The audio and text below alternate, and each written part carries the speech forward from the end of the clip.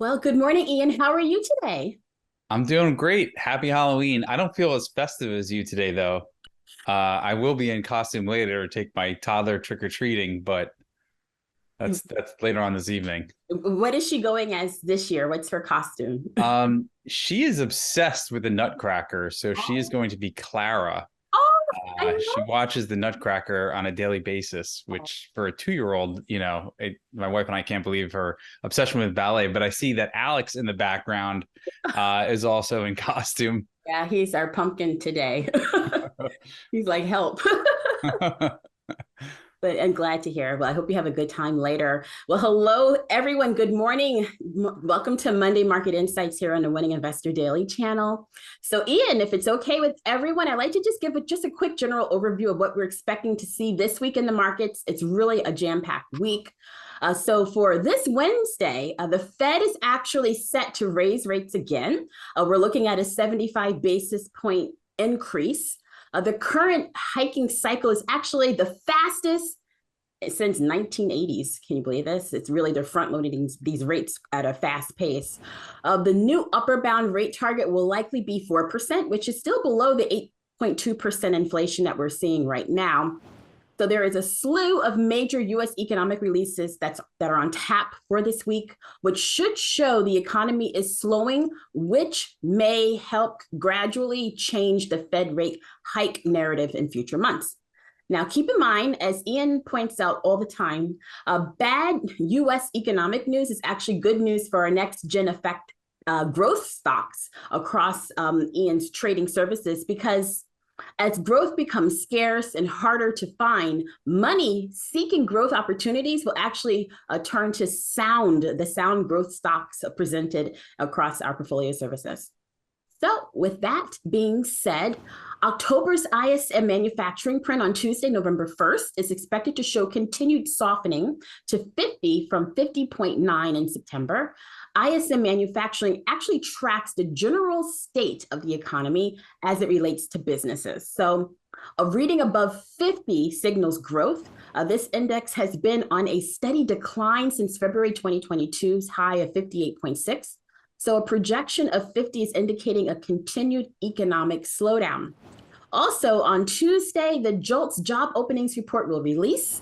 This indicator has been showing job openings have been on a decline, a slight decline since the peak in March of this year. Now, if JOLT shows yet another decline in September, then the next unemployment rate will likely tick somewhat higher. The ratio of job vacancies, which you talk about a lot here, to unemployed persons is currently 1.67 to 1. This is down from 1.97, or nearly 2 job openings for every unemployed person. Now, the forecast decline in job openings shows companies are preparing for an economic slowdown over the near term. And on Thursday, September's factory orders and September's final print durable goods orders will actually post, likely showing a nearly unchanged reading from the prior month, indicating what we'll consider a stagnant growth. And lastly, on Friday, we'll have the October jobs report, and surveys predict the economy will add 190,000 jobs with an uptick in unemployment, the rate to 3.6% versus 263,000 jobs added in September with a current unemployment rate of 3.5%. So all this being, well, it's bad news, but we're looking to anticipate will actually be good news for our select growth stocks in the future. So am I correct in that thinking, Ian? Do you still stand by that mantra? Well, first of all, it sounds like it's going to be a quiet week. Yeah, exactly. Not. um, yeah, of course, we're looking to see signs that the economy is slowing. Right. That's what the Fed wants to do because they want to calm the rampant growth in prices. And in order to do that, they have to slow down the economy. Right. A couple indicators coming out this week that could be potentially market moving. Number one, with the ISM, you mentioned that 50 is basically the threshold of a recession or economic growth. Right. But there's also another component in there that gets reported. It's called prices paid. And Mhm. that'll give us a foreshadow of the PPI. So it measures basically what they do is they take a survey of corporations and they basically, part of that survey, they can answer, have your prices gone up in the last month or have they gone down? Mhm. And it is a good indicator what the PPI is going to come this month, whether or not those corporate managers are seeing prices decline in the goods that they're buying. So that's going to be key. The other thing, and this is one thing that Jerome Powell really focuses on, is that jolts. Mm. And you said, it was almost as high as 2, which means that there was 2 job openings for every 1 person looking. Mhm. And so when you think about that, if there is more demand for labor, meaning there's a lot of job openings, but not that many people looking, Mhm. it causes wages to go up, Mhm. okay? Because labor is in short supply. When you have that number coming back in balance, it basically depresses wages, right? If you have more people looking for work than there are job openings, and the businesses don't have to pay that much. So that's one thing Powell's looking at, because, one of the problems with inflation, obviously, is that wages are going up. People are making more money and they're willing to pay higher prices at the grocery store, the pump, et cetera. And it's not slowing the economy down.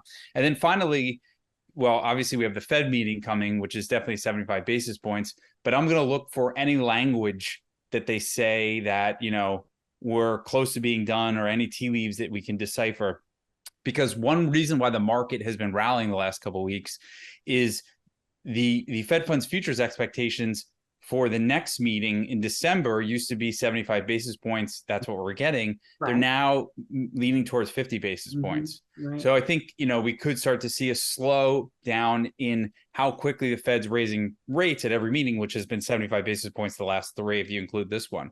Mhm. So, we've got a pretty big week ahead of us. And on top of that, the stock market has had a nice rally in the last few weeks. I remember we were talking about that sentiment was just too dour 3 weeks ago. And the fact that when you start to see these lows in the market after sell-off, then you get the bears that come on CNBC and have these huge macro calls like we're going into another depression and we're going to have a lost decade. And I said at the time, that's when you want to start buying stocks.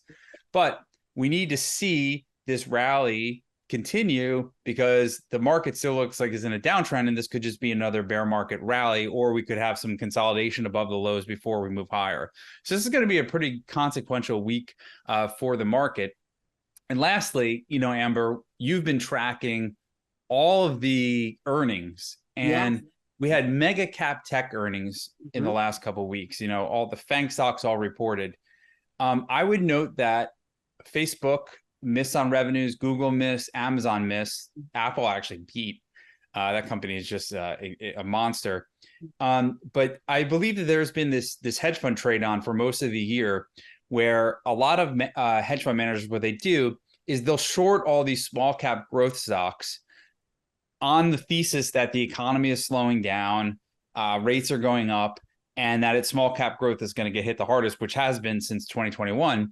But they don't just short them. They actually use a hedge by buying big cap tech. And I think in the last couple of weeks, you started to see an unwind of that trade, where a fund manager was short big cap tech like Amazon, Apple, Facebook. Or sorry, they were long big cap tech, short the small cap growth. Now it's reversing, where big cap tech, which you can consider the generals, really the last sector to get shot in this bear market, is coming down, and you're seeing an outperformance in small cap growth. So I do think that trend is potentially going to continue as these funds start unwinding that trade, where they're selling big cap tech and they're covering their shorts in small cap growth, potentially, at the point where these rate hikes are starting to stop, and we get to a point where the Fed is not going to be or doesn't need to be as aggressive as they were in the beginning of it. Good point. Excellent point there, Ian. Okay, so Ian, we actually have a couple of questions that have come in since our last video from last Monday, and it's from Linda, a faithful and loyal watcher. Hello, Linda. Hi, Linda. Yes, hi, Linda. So Linda has 2 questions. Linda would like to know, what do you think about the future of Robinhood? Which is, she says the stock has been down for a long time. Would like to know your take on that, Ian. And also, will we be getting airdrops from Ethereum? Because you mentioned airdrop cryptocurrencies in our last video. So she'd like to know if we're getting airdrops from Ethereum going forward. Okay, so 2 great questions. First, on Robinhood, the company really came from nowhere in the last 5 years to being a major player in the fintech space, specifically digital brokerages. Right.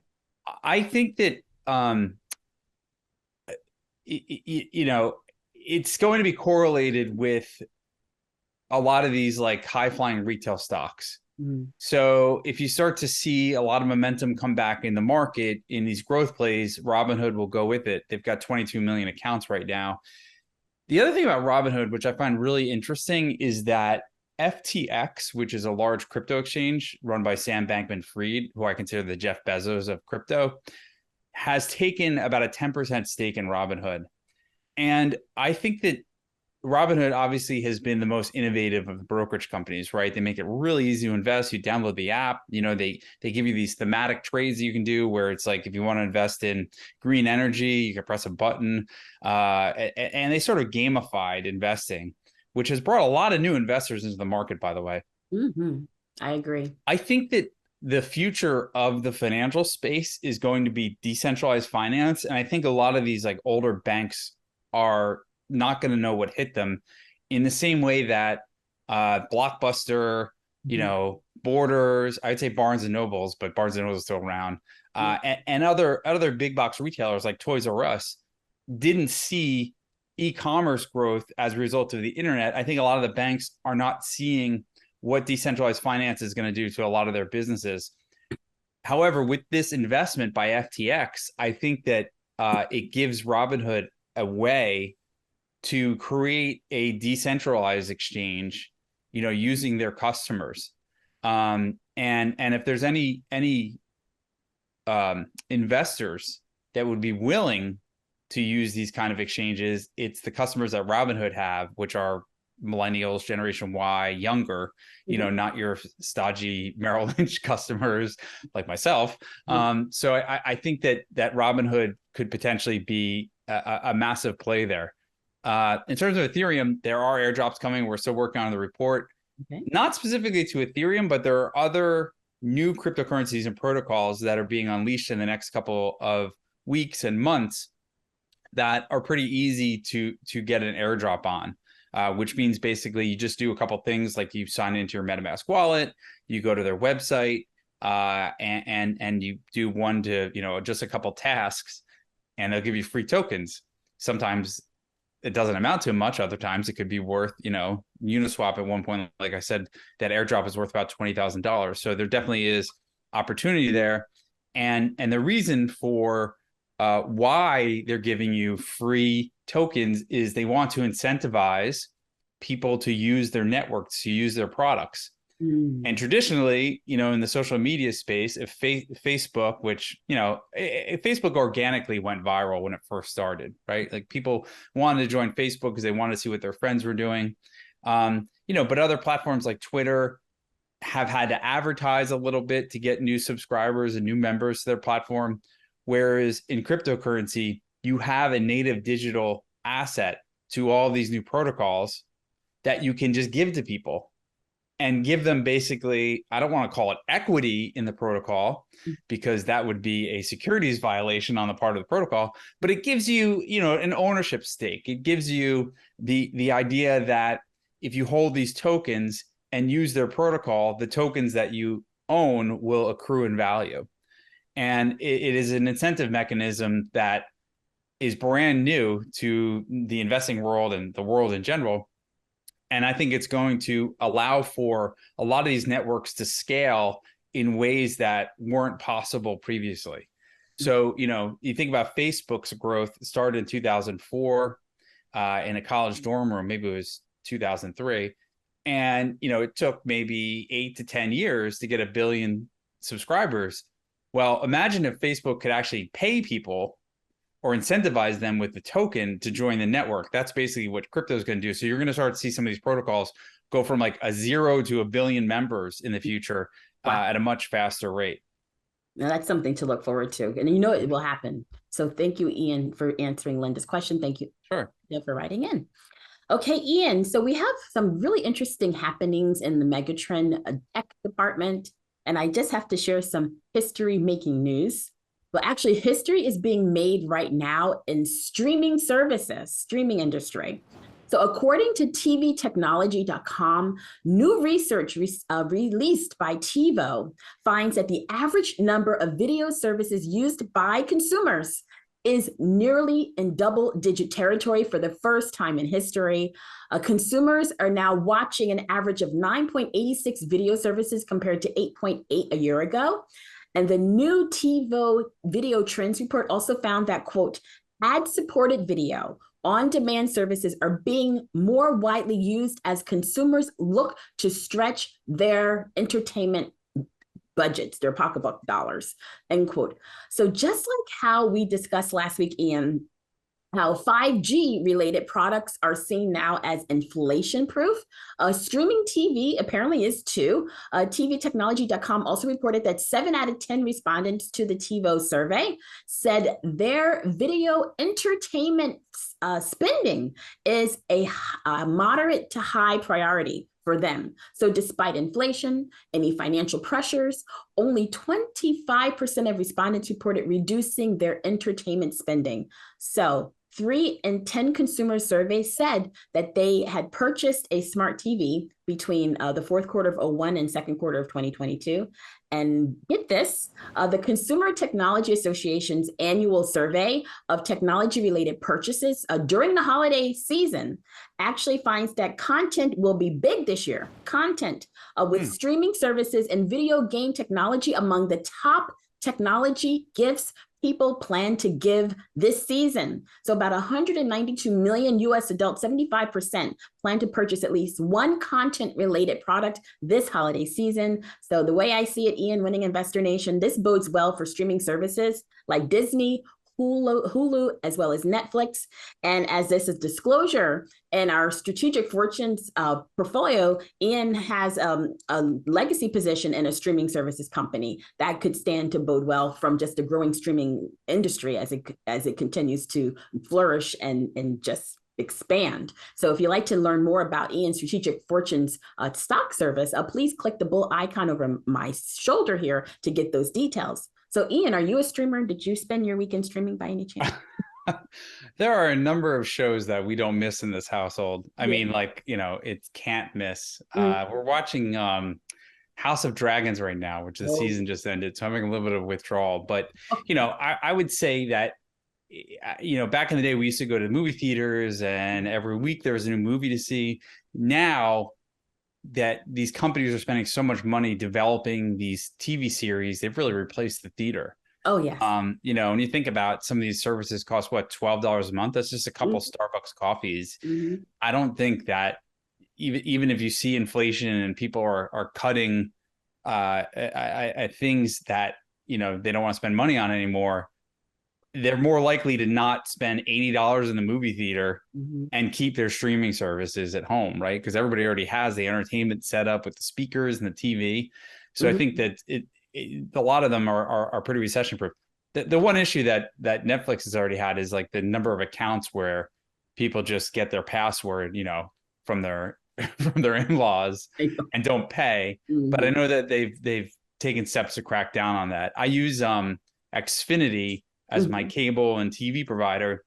And they do this new thing where when you go to log in to their streaming website, they actually have to verify that it's you by sending you a text message on your mobile phone. So, there's ways to obviously get around it if like my friend wants to watch my Xfinity, but that requires actually communicating with me. And that's an extra step. And I don't know if it's worth their while to be able to stream something. So, I think that I agree with you that people are probably, this is one of the more recession-proof businesses, especially with new series coming out, right? If Netflix has another season of Ozark coming out, like people aren't going to want to cancel their Netflix if they want to see that new series coming out. No, not at all. I'm a streamer too, Ian, and I subscribe to Netflix and others, and that's something I will not ever get rid of because, other than reading, you need some outlet of entertainment. And for me, it's kind of reality TV. Don't tell anyone. Oh boy.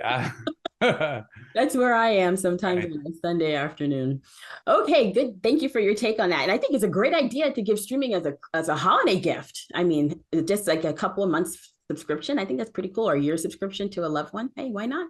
Mm-hmm. So that's it for this week. Ian, you have any other additions to add for our update today? I think we covered a lot. I mean, it's going to be a busy week for the markets, obviously, with all the economic data coming out, and we've made it through like the thick of earnings seasons, and most companies have beaten. I think it's like 70% of reported companies have beaten earnings, and a lot of that has to do with the fact that a lot of them guided down last quarter, so the bar was set a little lower. Mm-hmm. But the market seems to be holding up pretty well. But we'll see some of this data coming out this week. The one thing also that I forgot to mention earlier is that the jobs report on Friday, Yes. we've seen that's a number that has been outperforming what expectations are, because if it comes in hotter than expected, you're going to see interest rates go up. It's going to price in 75 basis points to the next meeting, Mm-hmm. and we could see a pullback in stocks. Mm-hmm.